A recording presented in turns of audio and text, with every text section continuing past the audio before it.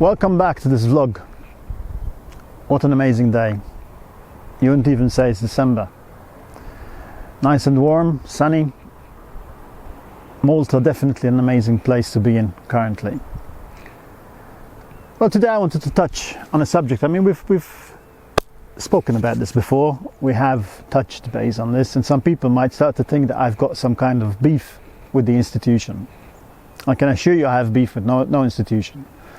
But it is correct to bring to the forefront, to show people, to educate people about things that do happen around us. I would like to touch base on, again, a favorite of mine, the church, just to make people understand what they actually are partaking in. You know, the church is very good at controlling people through fear, and very good at controlling people through dogmatic, institutionalized behavior, but it's never been very good at really explaining to us or explaining to the public what actually does go on. So let's just dissect them for a minute. And as I say, I'm not trying to pull the institution apart, but I would rather that things that do go on were actually clear to the people rather than they were hidden, mistur, as we say, you know, kept away from public eye, and that the people were led to believe something which may be quite different to that which they are partaking in.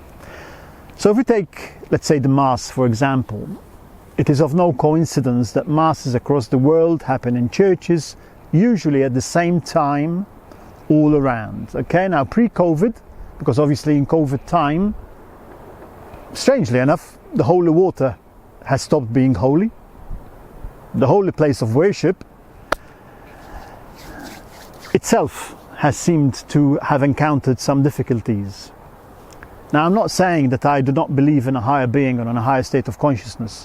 What I do say, though, is that I am a bit skeptic when it comes to the church trying to sell us the God that we're supposed to believe in under its auspices. So taking Mass, right? The church practices more magic and more darker magic than most people give it credit to. If you were to look at it, right? People gather, they then recite in a dogmatic fashion what is called as prayer. They are there exchanging and giving energy to the person leading the Mass.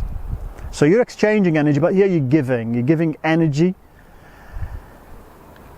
The Mass itself is a ritual, yet people do not seem to understand the ritualization of what goes on into the Mass.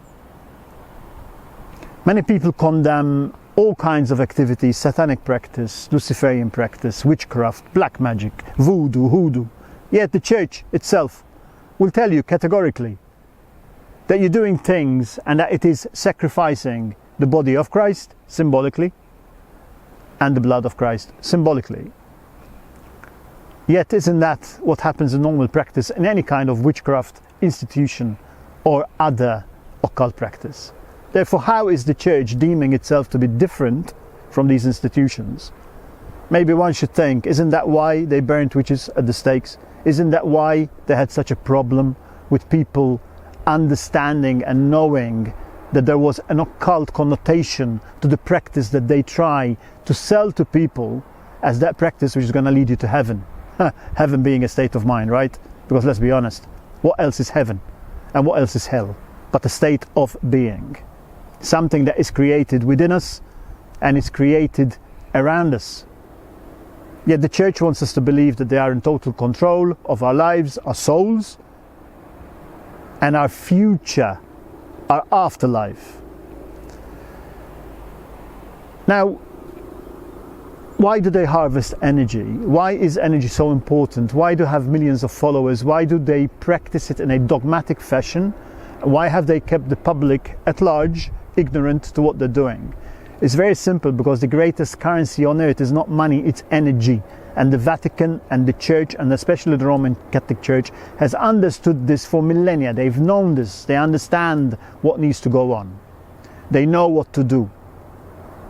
So this is just me trying to tell you guys out there, pay attention to all that you are partaking in, because there are various institutions that will never ever show you the truth of what you are doing. My appeal to the church is very simple, you know. I have appealed to our new cardinal. We have now a Maltese cardinal. God bless us all. And their exorcists, and the spiritual people, the intellectuals. Let's sit down. Let's have an intelligent conversation. If you guys believe so much about what you are practicing, if you have such a strong foundation, if it is so rock solid, let's bring it up for public debate. Sit down with me, let's have a conversation, let's find out. Let's be truthful, an intelligent conversation. This is not about who's got the bigger balls. This is not about trying to prove something or another. It's about the truth. Let's sit down and talk about the truth.